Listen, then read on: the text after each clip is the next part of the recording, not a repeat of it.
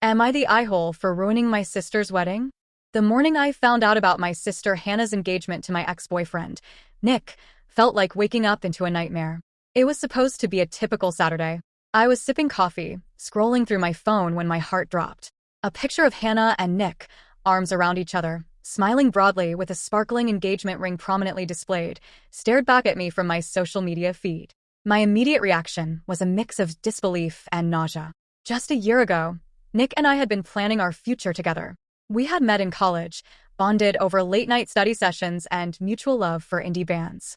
I thought he was my person until I walked in on him and Hannah making out at a family barbecue. That memory hit me like a punch to the gut. I had confronted them both, hoping for some explanation that would make the betrayal less raw. But there wasn't any. Nick admitted he had feelings for Hannah and, to my horror, Hannah reciprocated. Our parents had tried to mediate, but the damage was done. I broke up with Nick and moved out of our shared apartment. Now, seeing their engagement announcement, the wounds I thought had started to heal were ripped open again. I threw my phone across the room, hearing it clatter against the wall, and sank to the floor, sobbing. How could they do this to me? For weeks after, I avoided all family gatherings. The thought of facing Hannah and Nick, pretending to be happy for them, was unbearable. But eventually, our parents intervened. They called a family meeting, insisting I come. As soon as I walked into my parents' house, I felt the tension. Hannah and Nick were there, along with my parents. The air was thick with unspoken words. My mother, ever the peacemaker, started the conversation. "Sarah, we know this is hard for you," she said gently. "But family is everything. We need to support each other, especially during important times like this." I wanted to scream. Support each other? They wanted me to support the people who had torn my heart apart. My father, seeing my resistance, chimed in. "Honey, we understand your feelings. But holding on to this anger isn't healthy. We want you to be part of Hannah and Nick's special day." There it was. The wedding. They wanted me to attend the wedding. I shook my head, incredulous. "How can you ask me to do that?" I demanded, my voice shaking with emotion. "They betrayed me.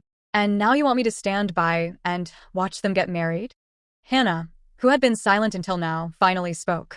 "Sarah, I know I've hurt you. I never meant for any of this to happen. But Nick and I, we love each other. I want you there because you're my sister. Please, can we move past this?" Her plea sounded sincere, but all I could see was the betrayal. My parents echoed her sentiment, talking about forgiveness, family bonds, and moving forward. They framed it as an opportunity for healing, but I knew it was more about keeping up appearances. The pressure was immense. Reluctantly, I agreed to attend, just to stop the relentless guilt tripping. But inside, I was fuming. They expected me to not only attend but also to be a bridesmaid. The hypocrisy was suffocating. The next few months were a blur of wedding preparations. My parents and Hannah treated me like a prop, something to be managed. I was roped into countless errands, dress fittings, and planning meetings.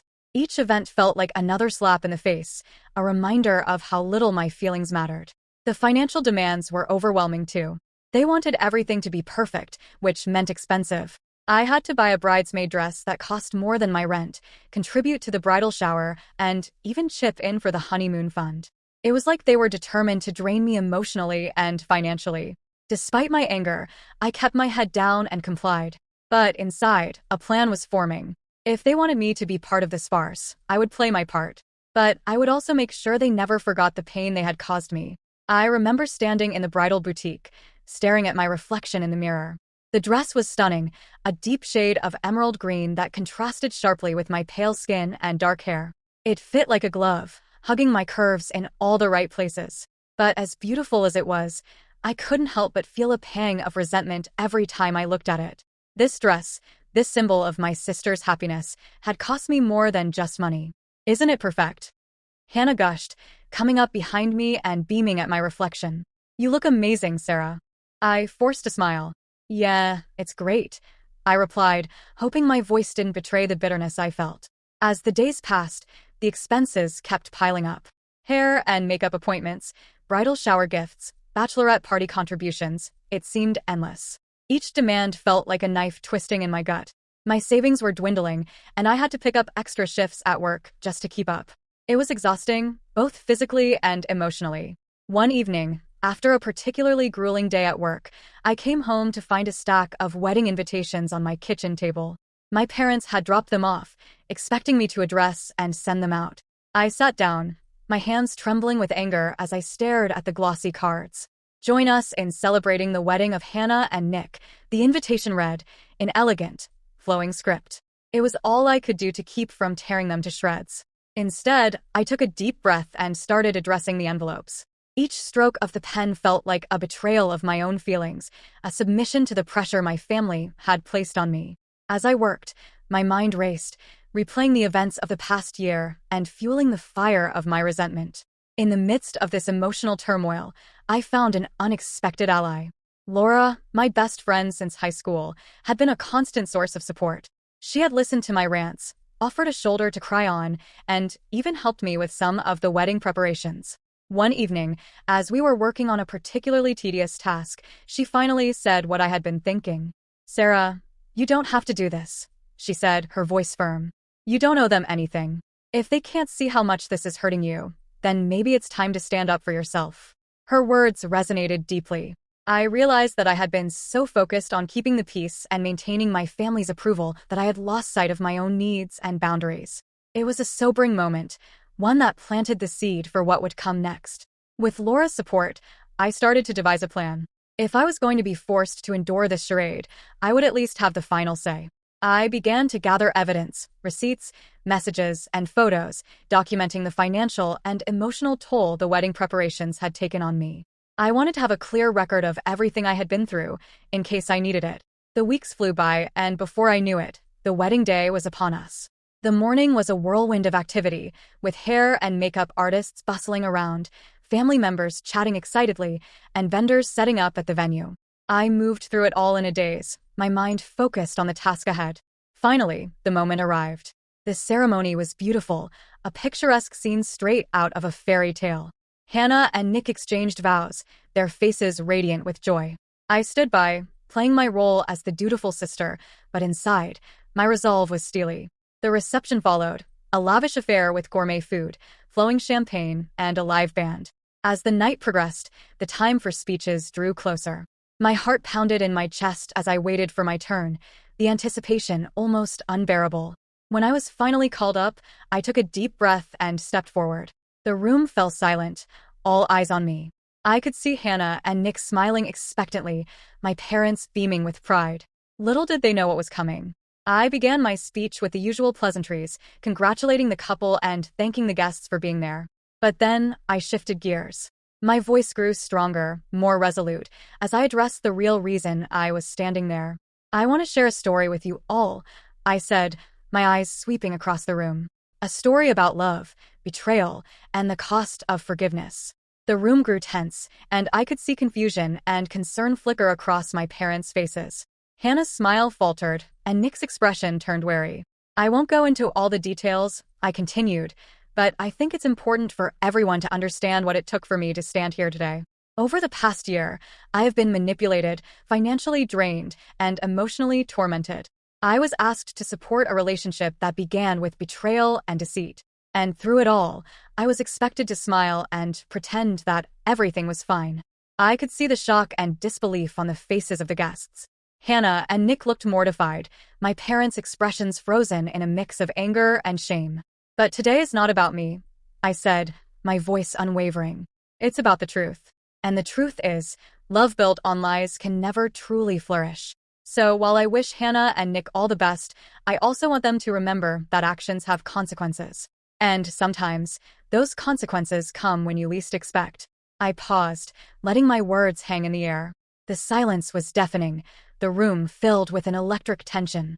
I could see tears welling up in Hannah's eyes, her face a mask of hurt and disbelief. Nick looked as though he'd been slapped, his mouth opening and closing as if searching for words that wouldn't come. My parents were a study in contrasts.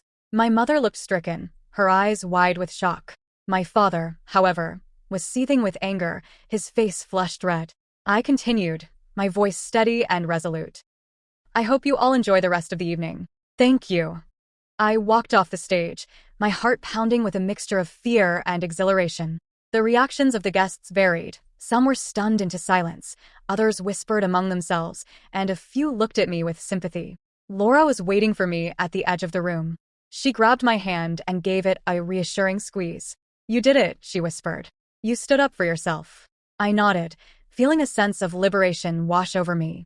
For the first time in months, I felt like I had control over my life again. The rest of the evening passed in a blur. My parents tried to approach me several times, but I avoided them, not ready to face their wrath or their attempts at damage control. Hannah and Nick were conspicuously absent from the rest of the reception, likely hiding away somewhere to process what had just happened. As the night wound down and guests began to leave, I finally allowed myself to breathe. Laura and I stepped outside, the cool night air a welcome relief after the tension of the evening.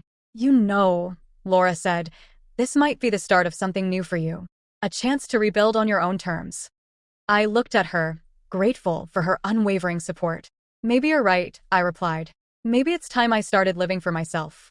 The fallout from the wedding speech was immediate and intense. My parents were furious, calling me the next day demanding an explanation. They couldn't understand why I had chosen such a public venue to air my grievances. Their anger was palpable, but I stood my ground, explaining that I had been pushed to the brink and had no other way to express my pain. Hannah, however, was a different story. She sent me a long, heartfelt message, expressing her regret and acknowledging the hurt she had caused. She admitted that she had been selfish and hadn't considered the impact her actions had on me. It wasn't a complete apology, but it was a start. Nick, predictably, remained silent. I didn't expect much from him. His true colors had already been revealed. In the weeks that followed, I focused on healing. I sought therapy to help process my emotions and began to set boundaries with my family. Laura's support was invaluable during this time, as were a few close friends who understood the complexity of my situation. Surprisingly, the public fallout had an unexpected benefit. Extended family members and friends who had been unaware of the full story reached out with support. Some expressed their shock at my parents' and sister's actions, offering a level of understanding and validation that I hadn't anticipated. I also found solace in new activities and hobbies.